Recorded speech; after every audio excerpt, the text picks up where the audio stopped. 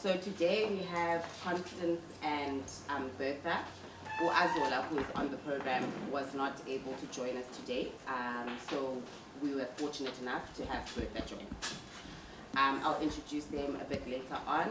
So I'm going to recap and then we're going to dive straight into the session. So just recapping from yesterday and taking it a bit back as well. When we drew up the feminist economics stream and when we were setting up what we want to talk about, who we want to be in conversation with, we were very deliberate in including a multitude of voices and being as diverse as possible. So having different voices and not always having your so-called economists being the only people who can contribute to conversations about something that affects all of us. So we wanted to be very deliberate in having different types of women from different ethnicities and backgrounds, academics, activists, queer women, non-binary women. We just wanted it to be a session where we can have as many perspectives in the room in as much as possible to broaden the dialogue and help further shape what we have come to know as feminist economics. So even though yesterday there were some conversations that sparked a bit of discomfort in the room, it was still very necessary for that discomfort to come about and for us to continue to further interrogate some of our shortcomings, for instance, in the manner in which feminist economics has had a very binary analysis in its lens. In our intent to include, we inadvertently exclude. So we needed to have that discomfort in the room, have those sort of conversations being had, and see the limitations and the challenges that we have so far, so as to further along our dialogue and our process and see how we can take it further. So today, we're not going to discuss theories and neoclassical that, and progressive that. We're just going to have conversations. And in many of the discussions yesterday throughout the theme, throughout the different streams, even at the launch of the IEJ, it was raised a number of times that economic decisions are political. And they are always political choices, and as we know, the political is personal and the personal is political. So today, we're going to have Constance and Bertha sharing with us their personal politics. So just to give a bit of background about Bertha and Constance, I'm going to just briefly read out their short bios. So Bertha is a researcher in the social sciences. She's currently a project coordinator at the Gender CC Southern Africa. She has worked with a range of civil society organizations, NGO organizations, governments, departments. She has extensive experience in human rights, in political processes, sustainable development, and gender issues within the African continent. So that's Bertha over there. And then we have Constance Mate. Constance Constance currently works as the coordinator of Asichiki, the movement and the coalition that is fighting to decriminalize sex work in South Africa. Constance joined the coalition through Sweat. She is a sex worker activist and has been for over the last 10 years. She is currently also pursuing a diploma at the University of Cape Town in business management, in addition to her degree that she already has as well. She's passionate about human rights and about the fight to decriminalize sex work in South Africa. So what we're going to do today, we're going to start with a bit of a video. As I said, Bertha and Constance are here today with us to share their personal politicals with us. And so we're going to start with Constance, who wants us to watch some short video clips, and then she will dive into what is her personal political. Good morning to everyone. Good morning. They've already introduced myself. I'm not going to introduce myself again. I would like first to us in the room to start thinking about the sex workers and the challenges what they are facing, so that by the end of of my section, so that the people they can have an understanding about the sex working industry.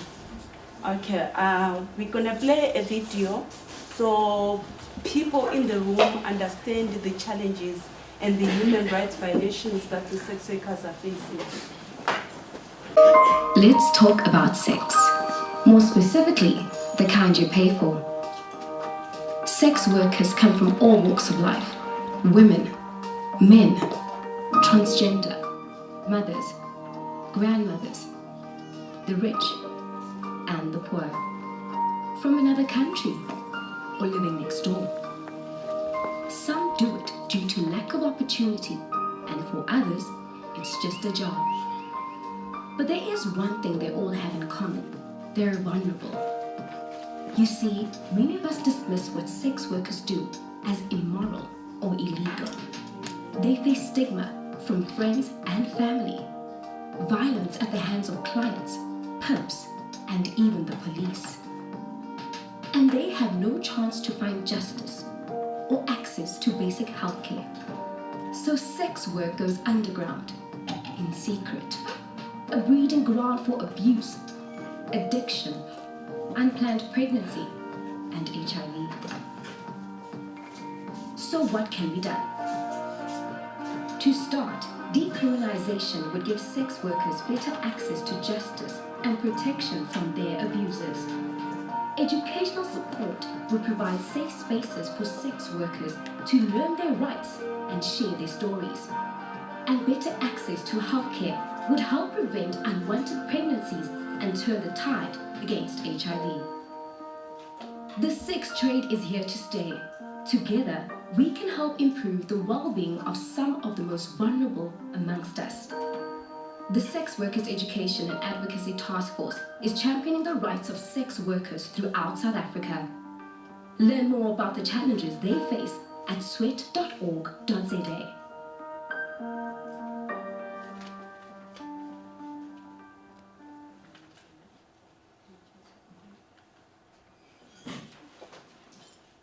Okay, as you can see on the video, what the sex workers are facing, those are the daily basis challenges that the sex workers are facing. And apart from that, what we have seen, the police harassment, the police abuse, and the health challenges. But the most important thing that the sex workers are facing, sex workers are dying in numbers each and every day. And then when we are seated here talking about the economics, let's just think about the sex worker economy. Most of the people intend to talk about the sex workers as immoral, sin, abuse, violence. But we also forgot that it is a form of a labor. Sex workers themselves, they recognize sex work as work. When we are talking about the sex workers, we are talking about the adult consensual sex worker, not about the children. You pay for the services, you get the services. Let's just see it as a form of work. It can be your own point of view that you see it as a moral, but let's approach this issue in the human rights perspective. Then you get to understand the sex work industry is here to stay and is not going anywhere. It is the oldest profession from the olden days. It's still here, it's still existing. And the other thing that I found out, people, they always have got a picture of a sex worker that is someone who does drugs, someone who stands on the street, a woman who's not responsible, a woman who's not capable to look after her children. You're getting a wrong picture.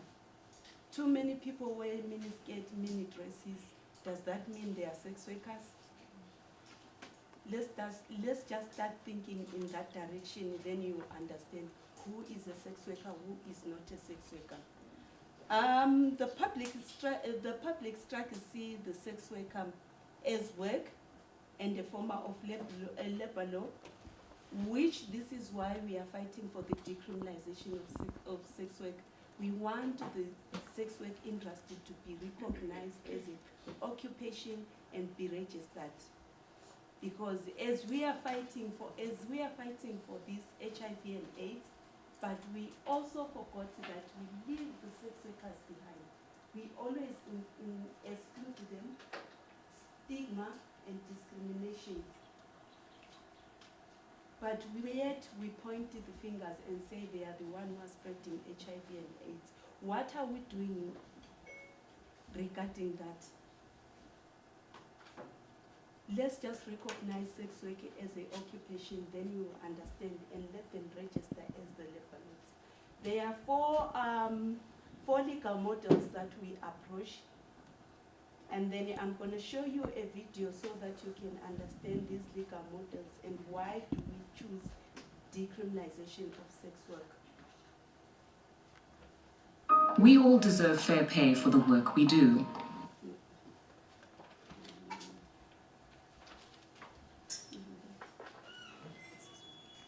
We all deserve fair pay for the work we do.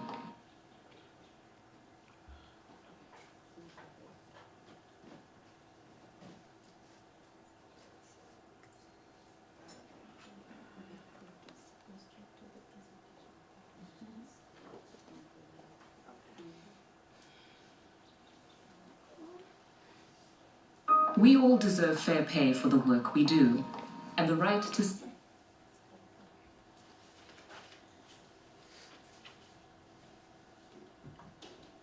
We all deserve fair pay for the work we do, and the right to safety, security, and healthcare. But one group of people in South Africa is often overlooked: sex workers. We currently have 4 available legal approaches to sex work. Let's take a quick look. The first is our current one, criminalization. This one's simple. Buying and selling sex or keeping a brothel is a criminal offense. At first, this may seem like a good idea.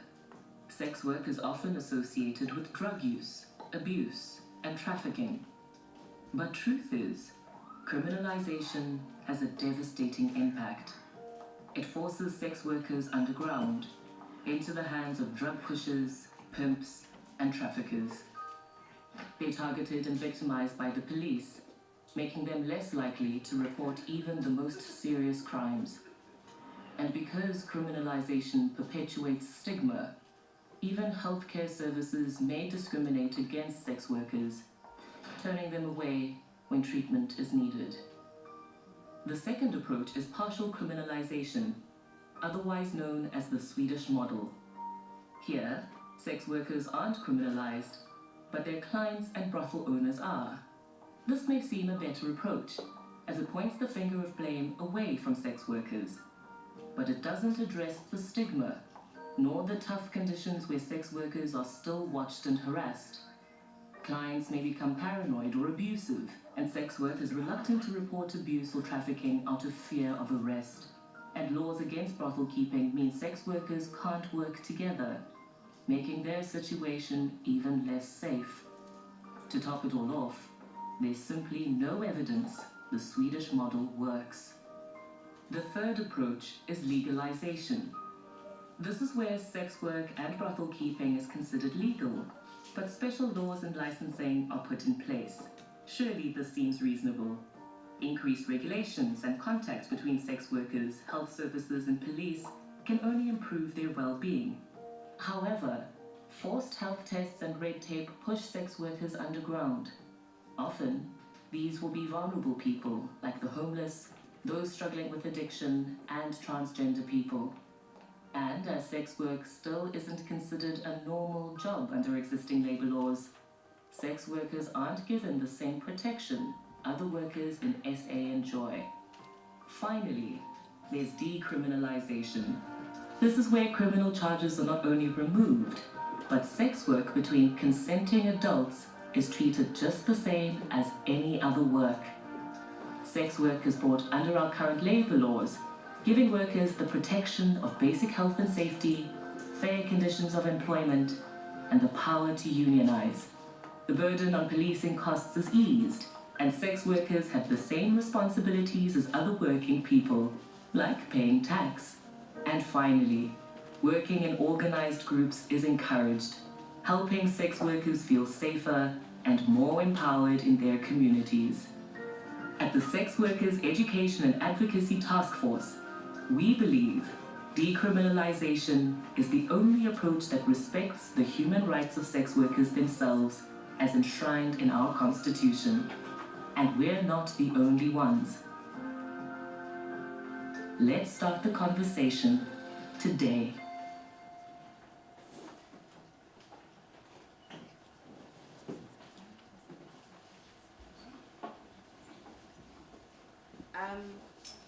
So the reason why it was so important to bring this type of discussion up in this type of environment is as we are reimagining the economy and rethinking the economy and thinking of different ways and different models and approaches to adopt to what we recognize as work, what we recognize as economic activity, it's important that we realize that there are women as a group are homogeneous and that there are different types of women whose lived experiences are nuanced and they all need to be included in the kind of economic discourses and dialogues that we have.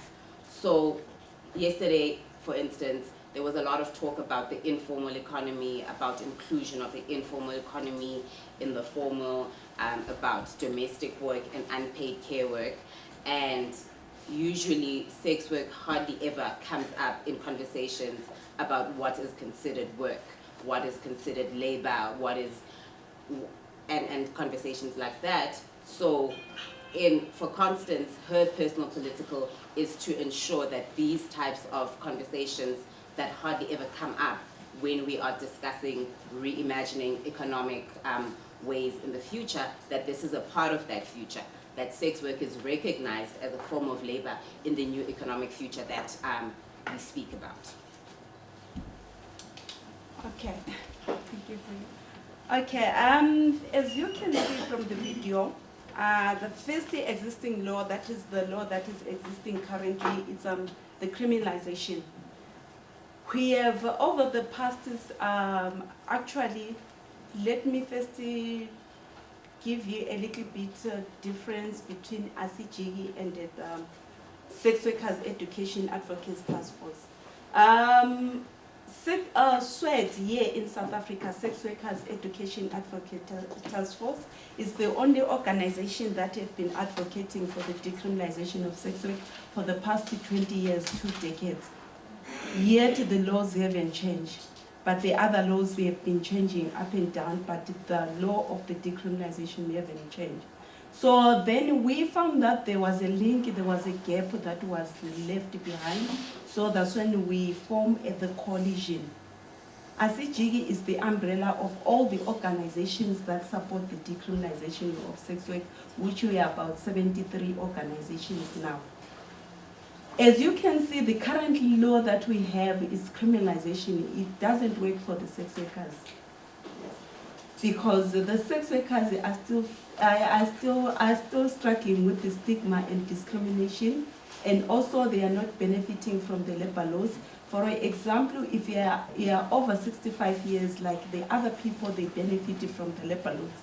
You can get a pension, whatever you can get, and the sex workers cannot get that. They don't have access on that.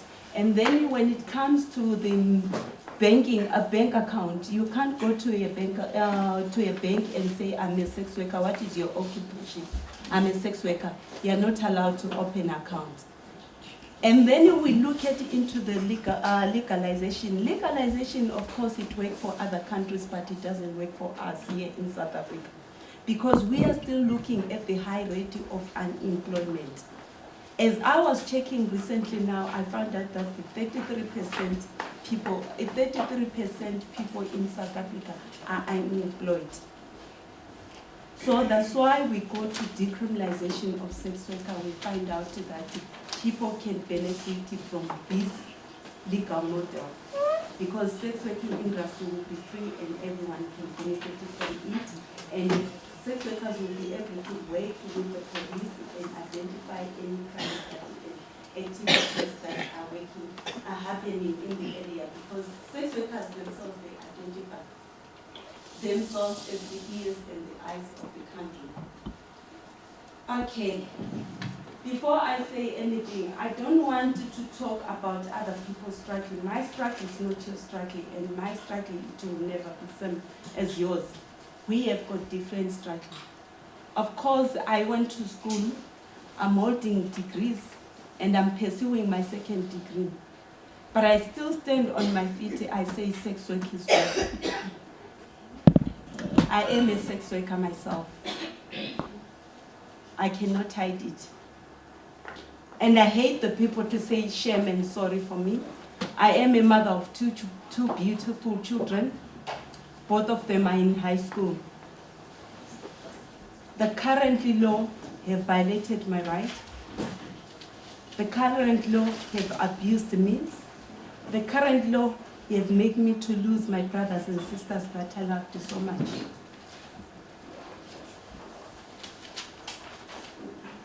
I have seen myself as a worker.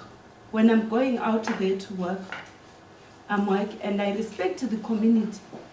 I respect the people. I respect everyone. You'll never see me in the bar. You'll never see me standing in the street. I does my business on internet.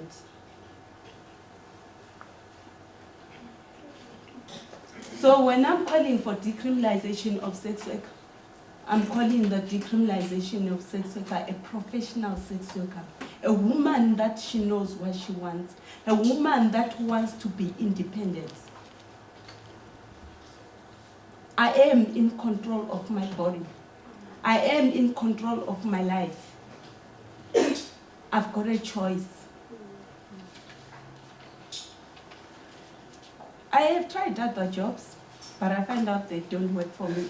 I went to school, and I'm still studying at UTC. But I still say, I choose to be a sex worker. I earn a better income than the jobs that they've given me in the past. I don't like the Swedish model. They say you can sell your tomatoes, but the buyers mustn't come close to you. Open a market, but you are not allowed to enter in the market. The law doesn't work for me. And that laws is the laws that they implemented in Sweden. When we start thinking about the Swedish as a country, the Sweden as a country, it's a small country with a small rate of unemployed people. And why I'm being compared with the privilege, the white woman over there. I'm a black woman. The current laws that are existing, they are still using the labor laws of 1957. When I wasn't born, these laws, they were implemented. I don't know which white men who implemented those laws. It was the Calabar's laws that where they say a black woman, the cross race, where a black woman mustn't be seen with another race, a white man, or the black woman mustn't see with another woman, or the white woman mustn't sleep with another woman. Those are the laws that were implemented by then. Who implemented them? I don't know. I haven't seen the person. But I'm still suffering and struggling for those laws. So I just want those laws to be changed. I want those laws to be changed because, especially here in South Africa, it doesn't criminalize me alone. It says anyone who benefits from the sex work money is a criminal. Which means if my children, right now, they are known as criminals. And the other thing, this money of the sex trade industry, it doesn't come straight to me. I want you to think of this before I close the section. Think of, if I get the money, What do I use money for? First thing, I buy airtime, which means the MTN is a criminal. Yes. I go to Pick and Pay and Woolworth and buy food for my children. Both of them are criminals. We are all criminals. I pay tax, and the tax pays the president, the ministers. All the ministers are criminals. I take a tax, I put petrol. All the engine garage, shell garage are criminals. All of us, we are criminals. Why should the sex worker be the only person that criminalized? Let's think about these laws. That doesn't work for me. That doesn't work either for anyone. We are women. I am a woman. We need freedom. We need to be financial independent. I want to go to the bank and open my account and save my money like everyone. There is some sisters and brothers that they work in the brothel. They work long hours. They are being forced to sleep with any clients. Yet they cannot report the cases because it's criminalized. If you are being robbed on the corner or raped, they say, because you are a sex worker, you are criminal. They arrest you before they go and arrest the perpetrator. Let's just think. This is the new modern world. Sex work is work. Let's do not use the old laws that doesn't exist and we don't know. I think most of us here, no one was born in 1957. Why are we using those laws? Let's think forward. That's why I say think about the sex work and economy. Think about the labor. It's a form of labor. Let it be registered. Let us identify the criminals out there, not the people. And I would like to say thank you all.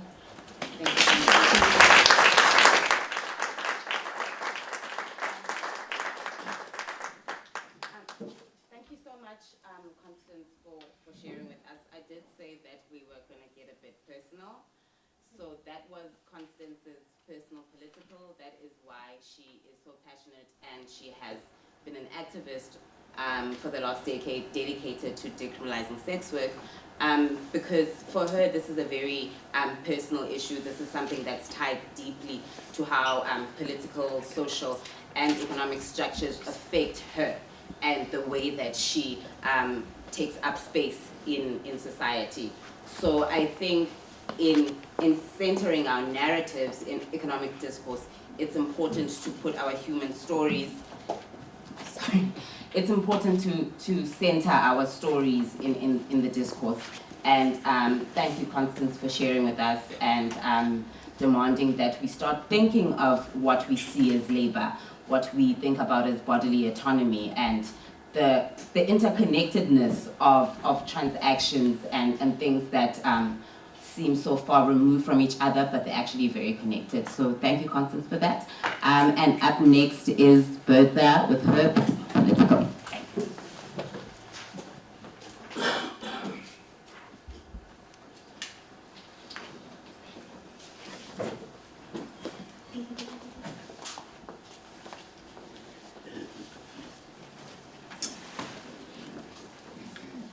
I'm going to speak about my personal story of how women experience the economy in their day-to-day lives. As a small-scale woman farmer who resides in Guyana, who from an early age, I was socialized to know that when there is no water at home or even at the school of where I started to go to, where this is where I started from my socializing as being part of this economy, we were the ones who had to go and fetch water. I had to go and look for the water whilst the boys are in school. The toilets do not normally have water. So we have to leave school and go and walk miles away to look for water, to ensure that we can have water to drink, of which most of that water is actually bought in buckets, sometimes or in scoobos, sometimes at 5 rand, the 20 liter. That is the lived experience of a black young girl in Guyana at the moment. And also, within that same girl, whenever other people come to the community and they want to go and see the chief and the whatever, the people who are in authority, what I see that I'm sent away to sit with my mother and be able to cook on the fire. And most of the times we have to look for firewood. And sometimes that firewood is not usually found. And we have to make sure that we provide for food for those people that we want to be able to feed. And we talk stories with my mom and do certain things. But the most important thing is to ensure that we have to make sure that this fire burns, and we have to cook something in order to provide food for the visitors as well as for ourselves. And as we have seen in terms of how the economy discriminates people according to gender, race, and class. Whenever, as I grew up, I find myself being that same woman who has to think that when I go into ShopRite, and this was mentioned yesterday, although I do have a job now, I'm working, I have a salary, I have to think and make a choice between either whether within the salary that I am, whether I should buy sanitary pads or a loaf of bread. Those are the choices that I make on a day-to-day basis. The economy that we continue to live in is often a world of money, machines, men, as reflected in the GDP, measured in GDP measures. Wage labor is included. The unpaid work that I do at home most of the time is not included. Where I wake up from maybe around 4 a.m. in the morning in order to be able to work on my farm, to be able to provide food for the children, and to ensure that I continue to thrive in this kind of economy.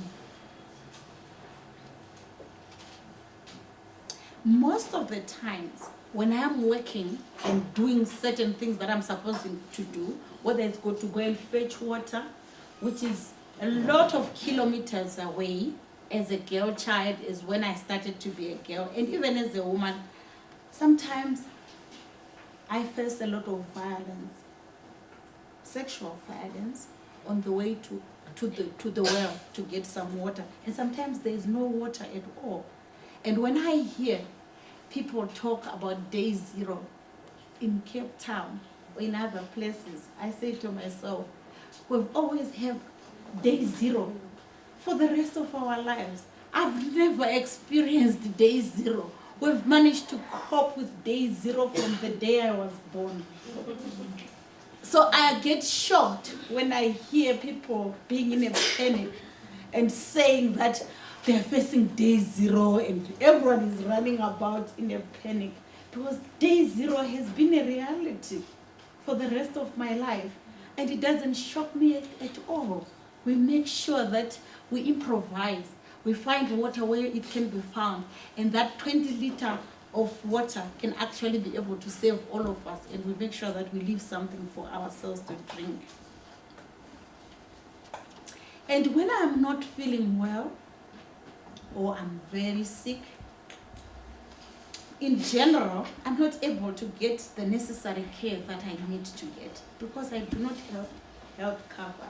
Most of the times when I go to the nearby clinic or the hospital, I spend the whole day pushing myself.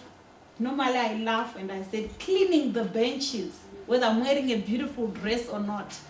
Cleaning the benches, waiting in the queue to make sure that I'm safe. And usually I wake up at around 4 a.m. to make sure that I'll be able to be saved and also to be given the medication that I would like to require so that I can be held again, so that I can go back to my activities and continue to work as a woman within the community and be able to feed my children. What I find interesting is that although there are so many women within the political realm, in our political spectrum in South Africa, this does not necessarily mean that this addresses the challenges that we face that are exacerbated by the ecological and environmental crisis and climate change. And because we lack power to make decisions, we find that most of the time, even when I want to change jobs, and right now, when I heard about the technical recession, I went, oh my God, here it comes again. That little job that I've got, I might not be able to have it where I'm working. I might be laid off. And most of the time, I'm thinking of the next kind of job that I'm supposed to have.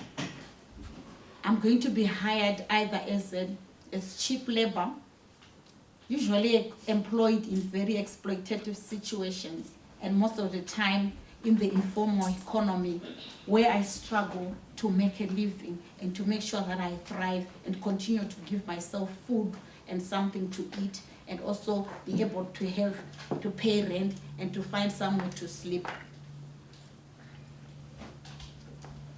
On top of that, I still have other burdens and tasks that I have to perform as a woman. That is usual, it's unpaid and it's unrecognized. For example, going to funeral, making sure that I look after the sick, the elderly in my family, everybody else. They depend on me. And that, it's not recognized at all. And at the end of the day, I produce again the laborers that are working in the same economy that we're talking about. And that is also not recognized. That whole labor itself is not recognized. As a small-scale farmer, I've had challenges in order to be able to access land. Most of the time, the land that I'm given is through male inheritance. And most of the time, my land rights depend on whether I'm married to a man, or if there's no man at all, it means therefore then I do not have access to land. The land that I use most of the time, I have to rent it in order for me to be able to plant. And most of the time I pay about 300 rands for a whole year for that piece of land that I work with, especially in KZN, for me to be able to plant the food that I can also be able to sell for myself to eat and to be able to take to the market. And most of the food that I plant, which is mostly vegetables, spinach, Morocco, and all those other vegetables that I plant, mostly for my own eating, I sell it also to street vendors. And sometimes in order to supplement my income, I end up picking waste in order to find some kind of livelihood from waste to make sure that I make a living out of it. Recently, I've started to say, what other skills can I learn in order to supplement my meager income, which is not enough. I've ended up having to learn to sew, and I ended up having to sew this dress. It might not be very pretty, but I had to. I sew it to make sure that I clothe myself, so that I can also stand here with you. You might think it's pretty, but I had to do it to sell it. And also when you say it's pretty, therefore, I'm going to begin to want to sell it also so that I can earn an income. I'm prepared to remove it and sell it to you for an income. Most of the time, I'm busy whilst I do the sewing, which is a skill that I've learned in order to solve the day-to-day issues, because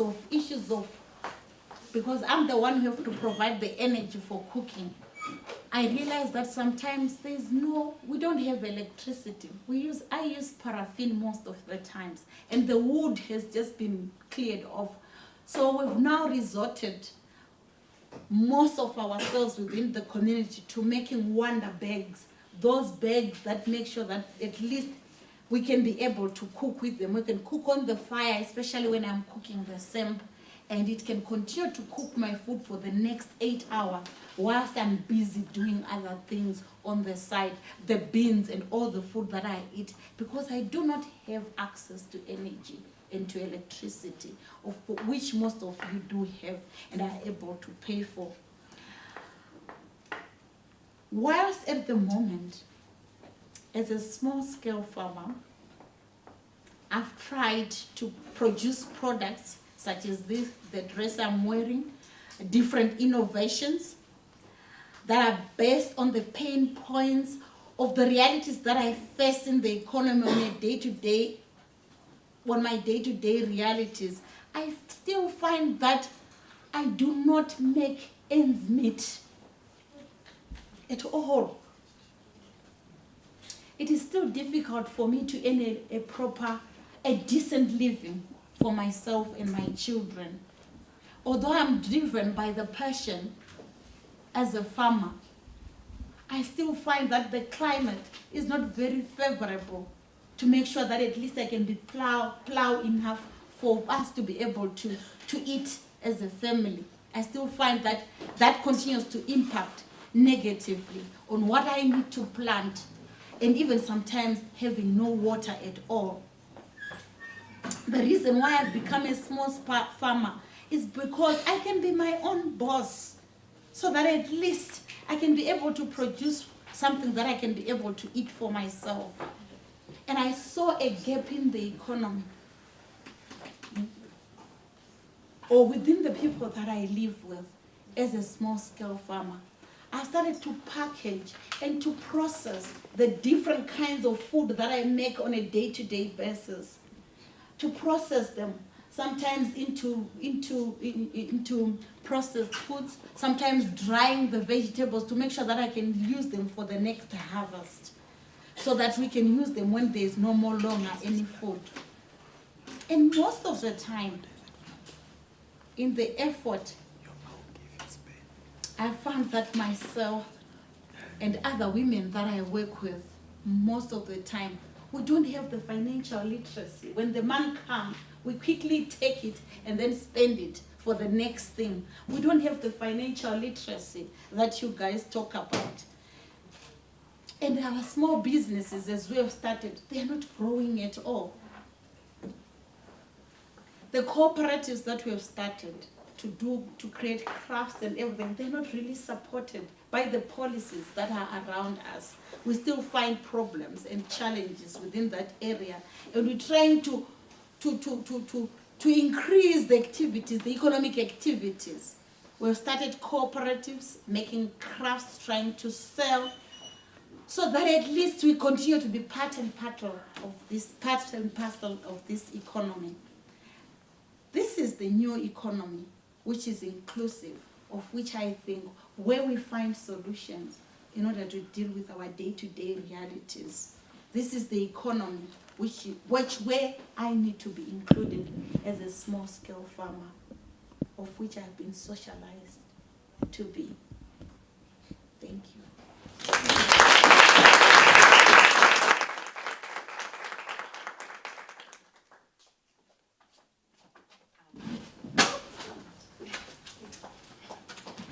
Thank you for sharing with us, Bertha. So, with what we've heard Bertha and Constance share in their daily lived realities and their stories, this is something that will never be reflected in quantitative data measurements of what goes into economic production. You're never going to find this. You're never going to find the nuances of women of women's everyday realities in lines and dots and graphs. This will never come across. And this is why it has been important in sort of rethinking how we measure and how we, even beyond measuring, how we reflect what goes into an economy in our discourse. And even though Bertha, as she was talking, she didn't mention things like the energy crisis, food security, alternative livelihood strategies, investment and capital. But those were all of the things that she was talking about. Those were the exact things that she was talking about. So these are the actual realities that need to be reflected more in economic discourse that are not caught up in jargon and technical terms, because this is what is being experienced by people on a day-to-day basis. We are filming and we won't be able to use your sound if you speak. Oh, sorry. So just speak a bit. Okay. We won't be able to use all of that sound. Okay. Sorry. It's fine. Just nearby, but not too near. Oh, okay. So, and as Bertha was saying, it reminded me of something Sipho said yesterday during the plenary last night, where she said that pale white men in suits are going to come and tell us what the recession is about. And it's just ironic because those men in suits are never the ones who are actually going to feel the effects of what a recession is like. They're not the ones who will start going into a panic about, oh my God, am I going to get laid off? Can I do this? So all of those things that seem so far removed from people's everyday realities on the ground are things that actually affect them the most. Women like Bertha could have actually told you a recession was coming even before it was announced on the news, because they're the ones who experience economic activity every day. So with that being said, I will open it up for questions and comments. I'm really interested in the issue of sex work. Have you thought of actually running for government? Not necessarily yourself, but as an organization where we can actually have, whether it's Sweat nominating someone to run as a political appointee or to run for parliament or legislature. Please take that again. Okay. Please.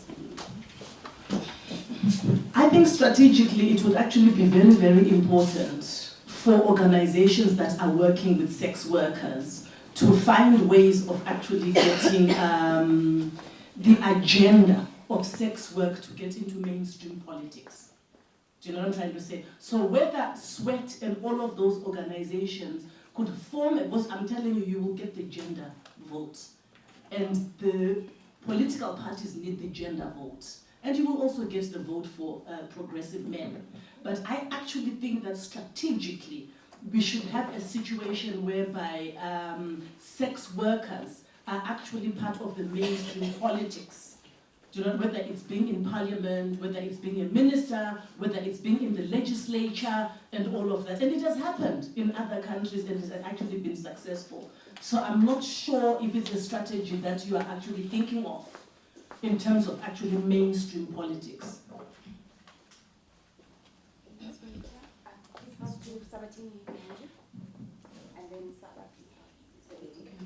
Good morning, ladies. Okay, so I'm gonna get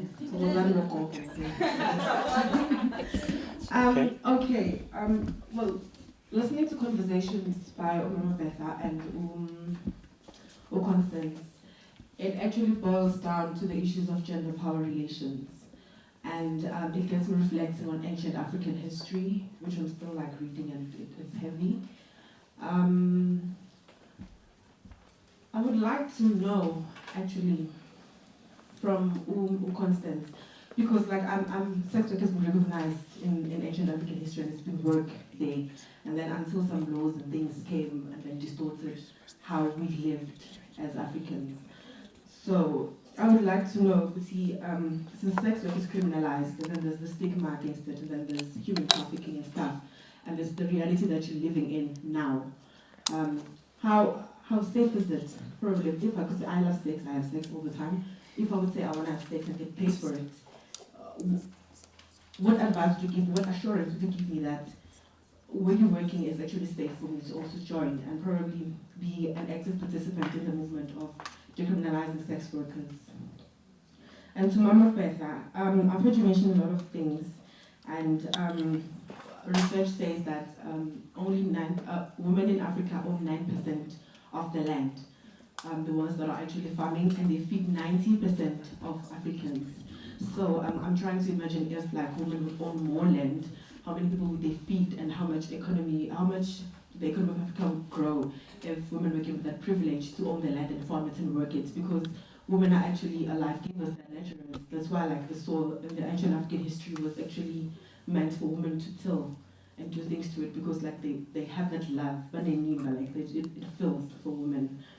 So and you mentioned that you struggle with things like energy and stuff. So I'd like to know what kind of other renewable energy means do you use besides Mawanda bags, and how do you manage to adapt within the climate change thing?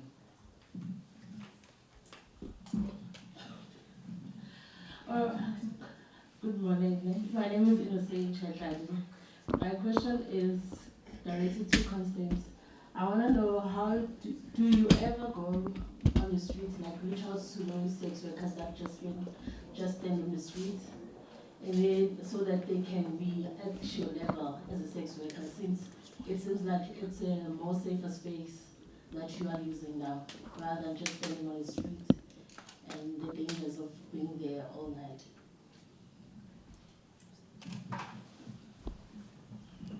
Good morning, my name is Bertha and I represent the domestic sector. Now, if we are domestic sector, this topic is a very heated debate in the domestic sector, because we need to understand that domestic workers are very religious, they love their church. So when we open the topic about this in Kusatu, when we start discussing it, it becomes very heated. So I think the way forward for us is to also think about the vulnerable workers now.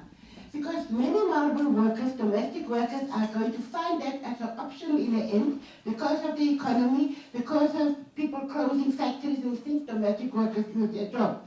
But how are we going to actually make the domestic worker understand that this is a job like any other job? Because in their eyes they see it is fun, it is people are doing it just to make money. So I think we need to develop programs to how do we do the vulnerable sector in this discussion on how they can understand why do people go into prostitution and why do we must make money to educate and do exactly what you were saying, exactly the same job as any other job. So I would like to have a clear understanding of we work the sweat, but we've never actually come down to, creating a program of how we can educate domestic workers of understanding why we as women have to take that option at some time. Thank you.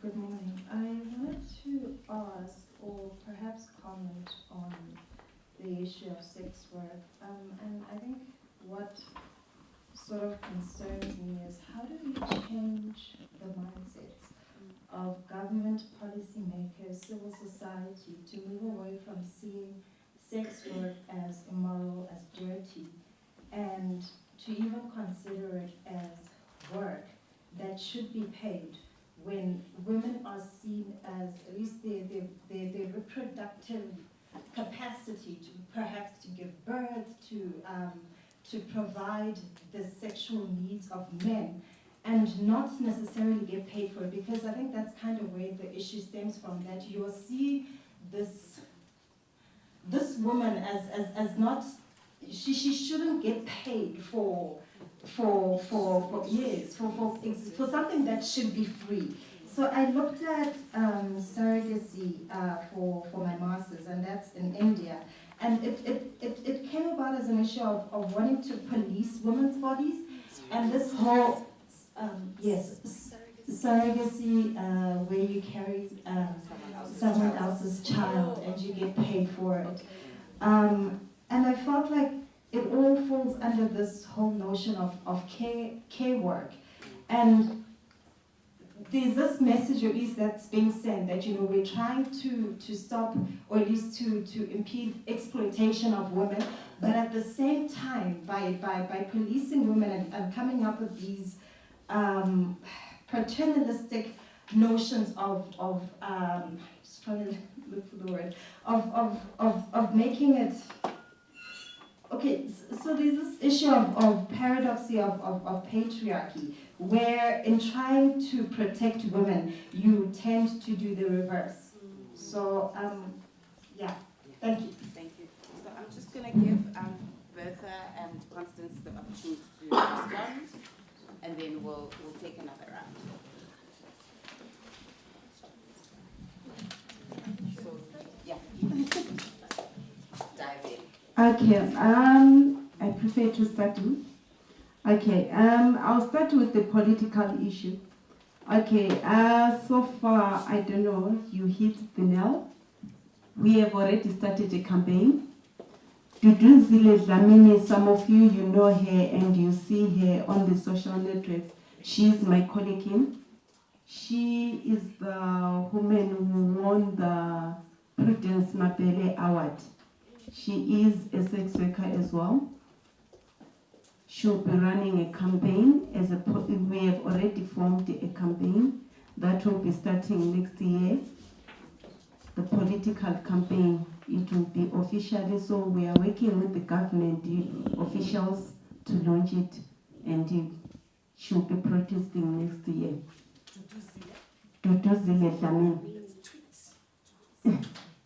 Okay, you can say here. And then the other thing about the human trafficking and sex work, there is one thing that I want to tell you, and I want people to understand this. Sex work and human trafficking is two separate issues. I will talk, as I said today, I don't want to talk about the other people's issue. I'll talk about... Okay. I'm not going to talk about other people's issues today. I'm going to talk about my personal issue. Trafficking and sex worker, they don't link together. I was trafficked to my father's house because my father passed away, and my mom and my dad, they divorced. And I was living with my stepmother. My stepmother bring a boyfriend. A boyfriend personally raped me in my father's house. I wasn't not allowed to go to the neighborhood. I wasn't not allowed to play with other children. I was just kept inside the house. So anyone can be trafficked. A child can be trafficked. Trafficking is another issue. But since I became a sex worker, I'm free. So it's two separate issues. So, and then some people, they also contradict with the underage children. The underage children, sex workers, especially, let me just answer your question again about the street-based sex workers. We have got the organizations that are working, doing outreach and development, like Sweti, Sisonke, and Lifeline, and other organizations. What happens with other organizations, they are the people that go out and do the outreaches, they reach the street-based sex workers. But just because of the criminal laws, the protection and the risk is still there. Even if they go to the police station, report to the policemen, the police officers that we think are the people they're supposed to protect sex workers, they are the ones who abuse and violate the rights of the sex workers. They demand the sexual favors from the sex workers in exchange of not being arrested. They collect the bribe from the sex workers so that you cannot sleep in the cells. Some of them, they are being forced to swallow the used condoms so that they cannot go to the inside the cells. So just because you think you left your grandmother, you left your mom, you left your children at home, they are waiting for the food, you end up doing all those things. So the risk is there unless the sex industry is not criminalized, it's decriminalized. That's the only way the sex workers they can survive. And then the other thing, education about the domestic workers. As I said, I am a graduate myself. I have worked as a domestic worker. As I said, I have tried other jobs. But out of the limited choices that I had in the plate, I saw the sex working was the best job that I can. So people have got choices. It's not that we don't educate them, we educate people. And we tell them the dangers and the risks and the challenges and the good of it. Being me, my experience as a domestic worker, I found it so difficult, for challenging to work for 2,000 for the whole month. It doesn't work. That is the money that I can make in 2 hours. So why must I do that? So it's a choice. You choose what you choose. So we can educate them, we can educate in everything.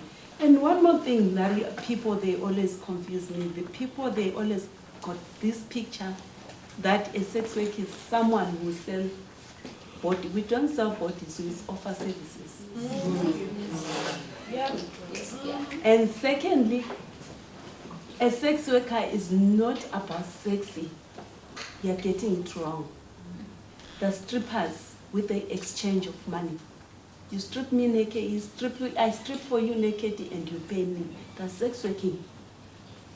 You have got 5 boyfriends. What are you doing with 5 boyfriends? You are a sex worker. You are a married woman. You go to the neighborhood and sleep with the neighbor because you want money to feed the children. You are a sex worker. You go to the butcher and you want meat. You don't have money. You offer your services. You are a sex worker.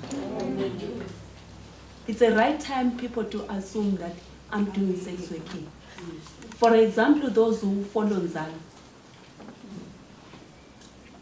Did you see what Fezega did? Go and sleep with Nkunzi because he wanted money. She's a sex worker. She did sex working. She can deny it and say, I'm not a sex worker, I just said for my boyfriend. What do you call it in Xhosa? Igushayam. Some they say imbuziam. Imbuzi yako is a sex worker, yes. Know yourself. And then in this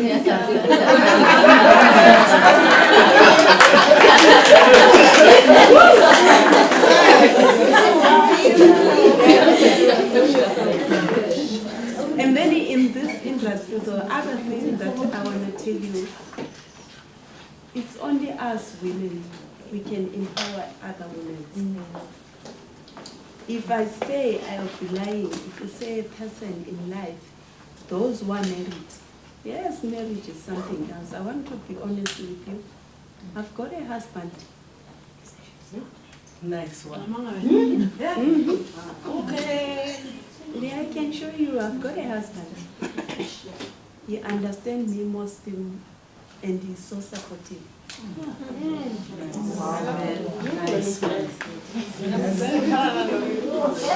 Let's just start thinking, it's not about the men. The men, they do what they want. They have 5 girlfriends. We don't see them as sex workers. Yes. They come to me because Constance, you've got money, you've got a house, you've got a things, driving a nice car. You come for my money. As a man, what are you doing? Sex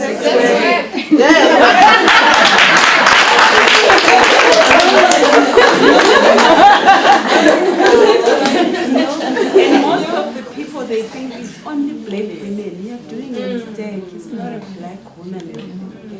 Go to internet. Maybe we can find five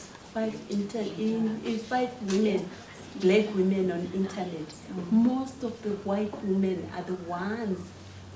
In fact, all the websites that I know, they are the one, almost 3/4 of the websites are the people that they are sending.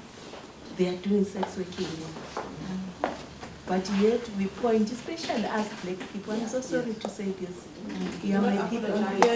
That's why they don't identify me as a feminist. They don't see me as a feminist. We are the one who point fingers on each other. I was just chatting, I chat with the sex workers globally.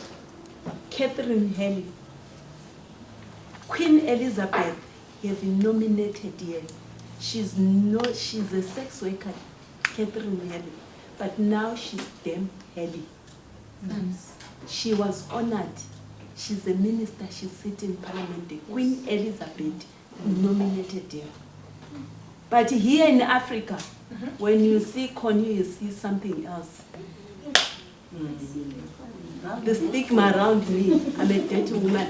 And one thing I want to leave with you today is that I've been a sex worker for the past 10 years. Those who do HCT in this room, please take out your kit, come and test me. I'm still HIV negative. I'm not spreading HIV. Stop those kind of things. Start looking at sex worker in another direction. But just because of the existing laws, that if they catch you with a condom, the street-based, most of the street-based. If you've got a condom, you are wearing a miniskirt, you are a sex worker, and the condom is used in court as an evidence. Now the sex workers are scared to carry condoms. That's why they end up getting HIV and AIDS. Let's just think about the married woman. I don't know to lie. They paid lobola for me. When was it? Maybe 5 years ago. They paid 10,000. But the money that I'm making in sex working industry, the 10,000 is too little for me. So you may say, I'm a married woman, me, I'm a married woman. You are very cheap, I'm so sorry to say that. Because they only paid for you 10,000. And that sex worker you're pointing fingers. She's making more than what you are earning. And you are being abused, you are being beaten every day, giving birth. You do what you don't want to do. You are being forced. I'm not being forced to do anything by anyone. I'm in charge of my body, of my life. Please, women out here, I want you to start thinking about this picture of a sex worker we are talking about. When we say I'm advocating the rights of the sex workers, I'm not advocating for the street dirty, I don't know what you see sex worker like. I'm a Christian. I give a tithe in church. Yes. I haven't seen where there is a basket, they say, sex workers here, lawyers here. No, we put tithe in the same basket, all of us. And that money is being used to build the house of the Lord. Yes. And the pastor is the one to condemn me and say, sex workers, it's a sin before God, he is a big buyer. Yes.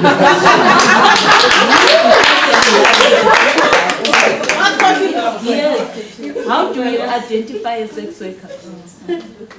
According to the law and the constitution, it said only if you are caught right-handed exchanging the money. How does the pastor know that I'm selling sex? He's a buyer because he knows me. Yeah. You understand? So people, please stop having these pictures. And some things I laugh. It's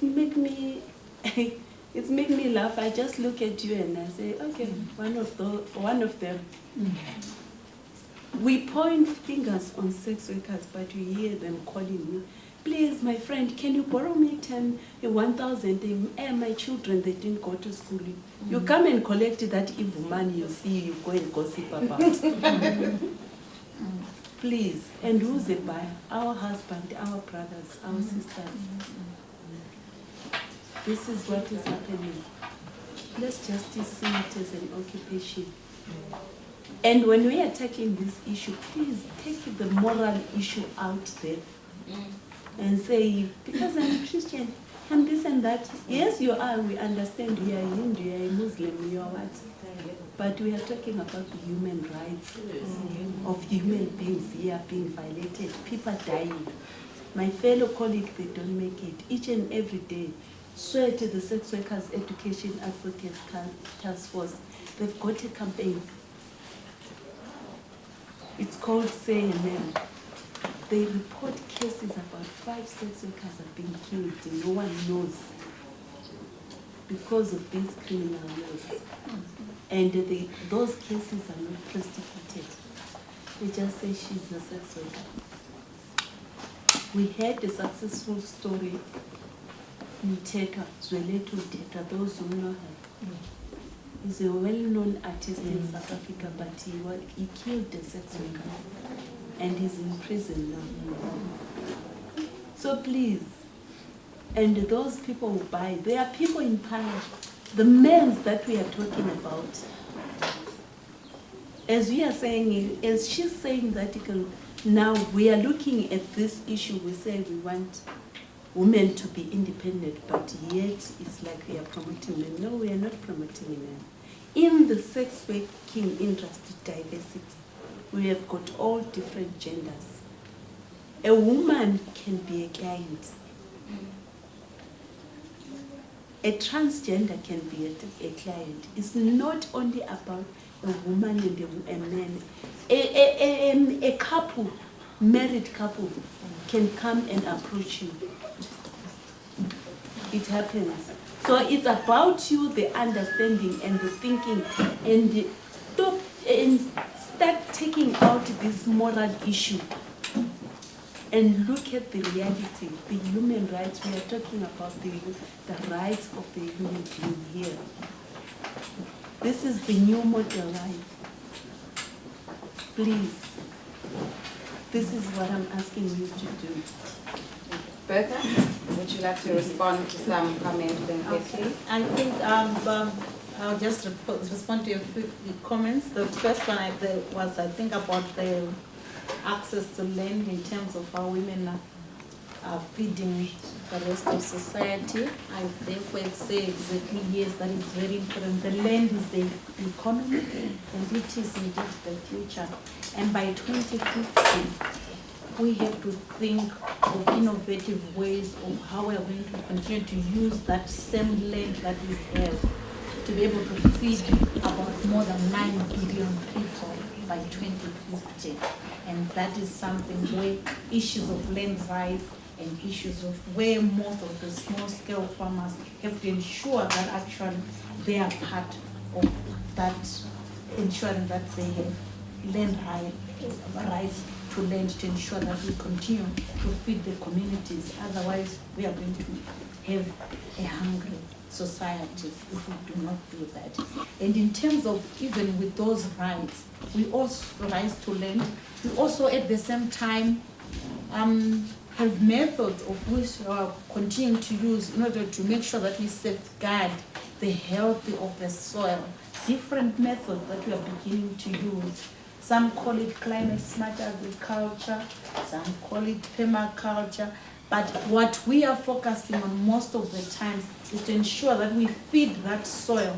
We start by composting, either feeding it sometimes with biomass, to make sure that it continues to be able to feed the people. Even with the little land that we have at the moment, we have to look after it so that we can continue to grow the food that we eat and continue to live healthy lives. And the second question is on the other forms of energy that we use. We have entered, especially in the rural areas, into using biomass. And most of the women there, for example, in Guyana, where I started, they are actually into cooperatives where they are building the biogas digesters themselves from biomass, and they use biomass, and they are working. And whilst they've got that kind of energy, they're able to be involved in other economic activities as well, so that because they've got sustainable energy within them. And on top of that, there's also the issue of solar that we are also using, solar cookers. And what is at the core of all of this is actually ensuring that there's a lot of training to get the necessary skills to make sure that we maintain and use those technologies. And what we are actually calling for is mostly to say, whilst most of those things are regarded as insignificant, we're driving this economy in that manner. We want them to be recognized as the future in terms of energy production. And also as women, we do not want only to be consumers of energy, but we want to be able to become entrepreneurs within the energy industry, so that at least we can be able to be successful entrepreneurs and be able to thrive in this kind of economy that you're talking about, where actually our solutions address the needs of the issues that we deal with on a day-to-day basis. Thank you.